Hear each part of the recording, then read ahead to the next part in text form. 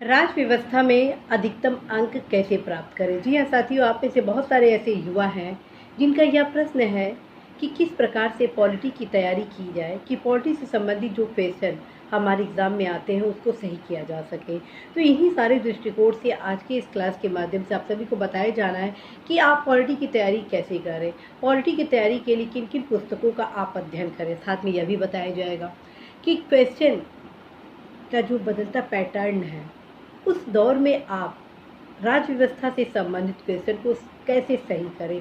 तो साथियों, सबसे पहले आप सभी को बताना है कि पॉलिटी से रिलेटेड आप तैयारी के लिए किस पुस्तक का प्रयोग करें। साथियों, आप सभी को बताना है कि जब भी आप किसी भी प्रतिष्ठित परीक्षा की तैयारी करते हैं, चाहे वो सिविल सर्विसेज का हो, यूपीपीसीएस अपर सबऑर्डिनेट का हो, समीक्षा अधिकारी, सहायक समीक्षा अधिकारी परीक्षा हो या अन्य कोई परीक्षा हो, उसके लिए आप जब भी किसी अध्ययन सामग्री का तैयारी करें तो आप ऑथेंटिक पुस्तक का ही चयन करें, क्योंकि जब क्वेश्चन सेट किए जाते हैं परीक्षा में तो क्वेश्चन सेट करने के दौरान जो ऑथेंटिक पुस्तक होते हैं उन्हीं पुस्तकों का सहयोग प्राप्त किया जाता है। तो सबसे पहले मैं आप सभी को इन सारे दृष्टिकोणों को देखते हुए मैं आप सभी को सजेस्ट करूँगी पॉलिटी के लिए कि बेस्ट पॉलिटी के लिए यदि कोई पुस्तक है तो वो है बेयर एक्ट। जी हाँ, बेयर एक्ट इंडियन कॉन्स्टिट्यूशन का। और इस बेयर एक्ट के माध्यम से आप देखेंगे आर्टिकल वाइज आप पॉलिटी के हर एक टॉपिक की अच्छे से तैयारी करेंगे। और ख़ास बात है बेयर एक्ट का कि इसमें न सिर्फ फैक्ट रहता है बल्कि वे सारे तथ्यों को शामिल किया जाता है जिनके माध्यम से आप जो विश्लेषणात्मक क्वेश्चन होते हैं उसको भी आप हल कर ले जाते हैं। और साथियों, आप सभी को बता रहे हैं चाहे वो आईएएस का एग्ज़ाम हो, पीसीएस का एग्ज़ाम हो, आरओ का एग्ज़ाम हो, 60% क्वेश्चन पॉलिटी के जो होते हैं वो बेयर एक्ट से ही रिलेटेड होते हैं। तो आप अवश्य 60% का मतलब पॉलिटी से रिलेटेड जो क्वेश्चन होते हैं वो 60% आपके बेयर एक्ट से ही रिलेटेड डायरेक्ट इनडायरेक्ट होते हैं। तो साथियों, आप अवश्य ही बेयर एक्ट को अपने अध्ययन सामग्री में प्रयोग करें। और ये अवश्य ध्यान रखें, बेयर एक्ट आप एक साथ न पढ़ें। जैसे आप ये सोचें कि आज ही मैं सारे चैप्टर को कंप्लीट कर लूँ, तो इससे क्या होगा, आपकी कन्फ्यूज़न पैदा होगा, ठीक, क्योंकि इसमें बहुत ज़्यादा फैक्ट होते हैं। अब फैक्ट आप एक साथ तैयार नहीं कर सकते हैं, बल्कि इसको ग्रेजुअली आप तैयार करें।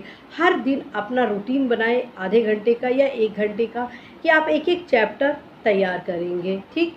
इससे क्या होगा साथियों कि जब आप एक एक चैप्टर तैयार करते हैं तो वो चैप्टर अच्छे से तैयार होता है। उसका रीज़न ये है कि उस चैप्टर के साथ साथ जो अन्य सामग्री आगे वाले पार्ट में मेरे द्वारा बताया जाना है उसको भी आप साथ लेकर चलेंगे। तो ये रहा आपका पहला जो पुस्तक है वो हुआ बेयर एक्ट, जो आपके कॉन्सेप्ट को, फैक्ट को सही करेगा। अब जो दूसरा महत्वपूर्ण किताब है वो मैं आपको बताऊंगी डीडी बसु का भारतीय संविधान अथवा लक्ष्मीकांत का जो राज व्यवस्था है उसको। इन दोनों पुस्तकों में से किसी एक पुस्तक को आप अच्छे से तैयार करेंगे। अर्थात पॉलिटी के लिए 2 पुस्तक आपके लिए पर्याप्त है। पहला जो पुस्तक है वो है आपका बेयर एक्ट, दूसरा जो पुस्तक है डीडी बसु का भारतीय संविधान अथवा लक्ष्मीकांत का राज व्यवस्था, ठीक। अब हम आते हैं क्वेश्चन को सही करने की रणनीति पर।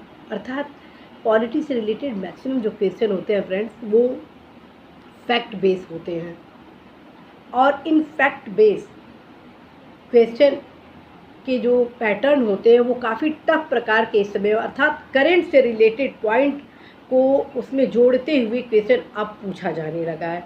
तो कैसे आप हल करेंगे? तो साथियों, इसके लिए आपको मैं 2 विषय सामग्री बताऊंगी। सबसे पहले जब आप करंट अफेयर्स की तैयारी करते हैं उस दौरान ज़रूर यह देखते चले कि कौन कौन से ऐसे इशूज़ हैं जो काफ़ी इस समय हॉट हैं, ठीक है।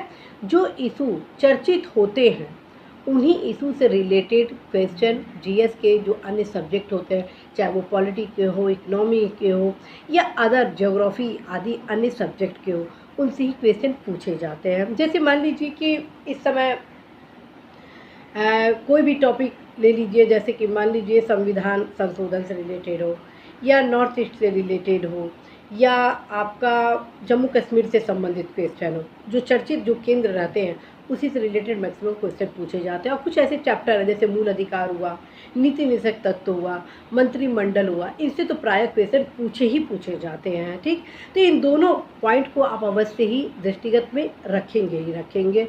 अब हम आते हैं करंट अफेयर से रिलेटेड, जो अभी मैं बात आपसे कर रही थी। जैसे आप करंट रिलेटेड से कोई क्वेश्चन की तैयारी करते हैं, उस दौरान आप जरूर देख लें कौन कौन से टॉपिक महत्वपूर्ण है, उसको अवश्य अपनी साइड वे में नोट डाउन करते रहे, वेयरेट के साथ हाईलाइटेड करके कि इसको मुझे आज ही तैयार कर लेना है। ठीक है, अब मैं आप सभी को बताई कि किस प्रकार से आप क्वेश्चन के पैटर्न के क्रम में सही क्वेश्चन को करें।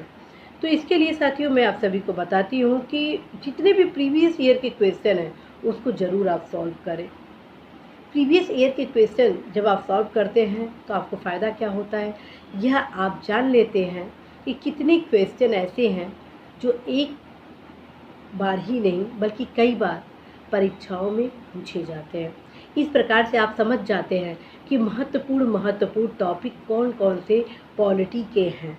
मैं अभी आप सभी को बताई कि मूल अधिकार, नीति निर्देशक तत्व एज वेल एज मंत्रिमंडल से तो क्वेश्चन आते ही हैं जो काफ़ी महत्वपूर्ण है। ये कैसे मैं बताई, ये मैं ऐसे बताई कि मैंने प्रीवियस ईयर के क्वेश्चन को स्टडी किया, या देखा कि किस प्रकार से एक ही चैप्टर से, एक ही टॉपिक से कई क्वेश्चन को पुटअप किए जा रहे हैं। तो आप सभी अवश्य ही ये चीज़ ध्यान में रखेंगे ही रखेंगे।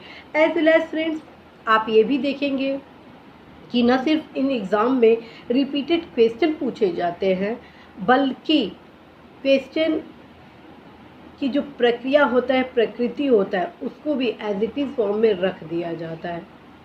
और जब आप अच्छे से प्रीवियस ईयर के क्वेश्चन की तैयारी कर लेते हैं तो आपको यह भी ध्यान में आ जाता है आपके कि कैसे क्वेश्चन को पूछा जाता है। ठीक है, अर्थात बहुत सारे ऐसे युवा हैं जिनका ये कहना है कि मैं पॉलिटी खूब पढ़ रहा हूँ, लेकिन जब मैं क्वेश्चन जाता हूँ सही करने तो वो क्वेश्चन सही नहीं होता है। आखिर ये क्यों होता है? आखिर इसलिए होता है क्योंकि आपको ये नहीं पता है कि इस टॉपिक से किस प्रकार से क्वेश्चन एग्ज़ाम में पूछे जा रहे हैं।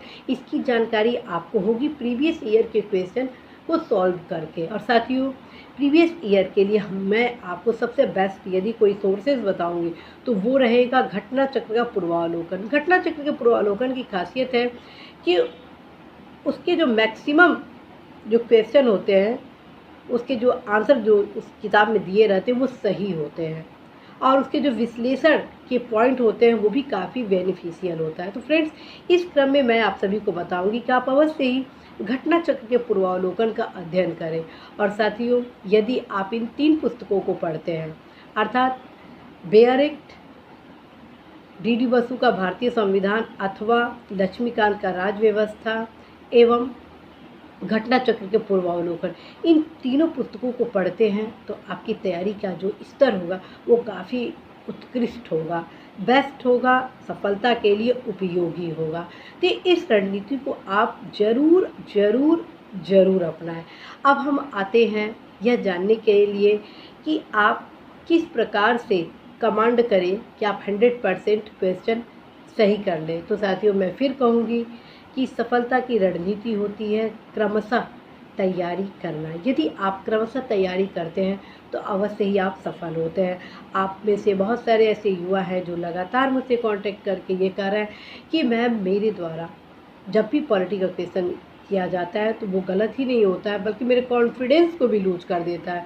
तो अब मैं चर्चा करने वाली हूँ आपके कॉन्फिडेंस लेवल को हाई करने के लिए। कॉन्फिडेंस लेवल को कैसे हाई किया जाए किसी भी सब्जेक्ट में? कॉन्फिडेंस लेवल को आप हाई तब कर सकते हैं जब आप एक टॉपिक को कई बार रिवाइज करें। जब आप रिवीजन करते हैं तो जहाँ जहाँ कन्फ्यूजन होता है वो दूर होता है। और जैसे ही कन्फ्यूज़न दूर होता है फ्रेंड्स, आपके जो गलत होने की संभावना होती है प्रश्नों की वो कम हो जाती है। तो साथियों, आप अवश्य ही रिवीजन पर विशेष फोकस करें। आप सभी को मैं ये अवश्य ही सलाह दूंगी कि यदि आप जो भी पढ़ते हैं पर डे उसको 1 से 2 घंटा रिवीजन के लिए ज़रूर समय दें। यदि आप रिवीजन करते हैं तो अवश्य ही जितने आपके डाउट होते हैं वो क्लियर हो जाते हैं। तो अवश्य ही रिवीजन पे फोकस करें, आपके जो कॉन्फिडेंस लेवल है वो अपने आप स्ट्रॉन्ग हो जाएगा। तो फ्रेंड्स, आई होप कि आप सभी अवश्य ही राज्य व्यवस्था की तैयारी बेहतर ढंग से करने के लिए इन पुस्तकों के साथ बताई गई रणनीति जो है कि अर्थात आप टॉपिक वाइज एक एक टॉपिक को पर डे पढ़ें। साथ में पढ़ने से पहले घटना चक्र के पूर्वावलोकन से ये जरूर देख लें कि क्वेश्चन पूछे जाने की क्या प्रकृति है, एक ही टॉपिक से कुल कितने क्वेश्चन पूछे गए हैं और जो क्वेश्चन रिपीट किए गए हैं उसकी प्रकृति क्या है, पूछने का तरीका क्या है। जब ये सारी चीज़ आप ध्यान में रखते हैं तो आपका जो कॉन्सेप्ट होता है, सोचने का व्यू होता है, वो काफ़ी बढ़ जाता है। और जैसे ये व्यू कॉन्सेप्ट आपका बढ़ता है, फिर अब आप अपने मटेरियल का अध्ययन करते हैं, अर्थात बेयरिक्ट का या डी बसु का या लक्ष्मीकांत का, तो आपका जो पढ़ने का तरीका होता है उसमें ग्रेजुअली विकास होता है, कॉन्सेप्ट क्लियर होता है, फैक्ट के जो स्तर होते हैं याद करने का वो भी बढ़ जाता है, जिसके क्रम में परीक्षा में आपके क्वेश्चन सही होते हैं। तो साथियों, अवश्य इस रणनीति को आप अपनाएं, निश्चित रूप से आप सफल होंगे। आई होप कि आप सभी अवश्य ही अपनी सफलता के लिए सतत अध्ययन करेंगे। अब मैं भी पूरा प्रयास करूंगी, जैसे ही समय मिलेगा आप सभी के लिए महत्वपूर्ण क्लासेस लेकर आऊँगी। All the best.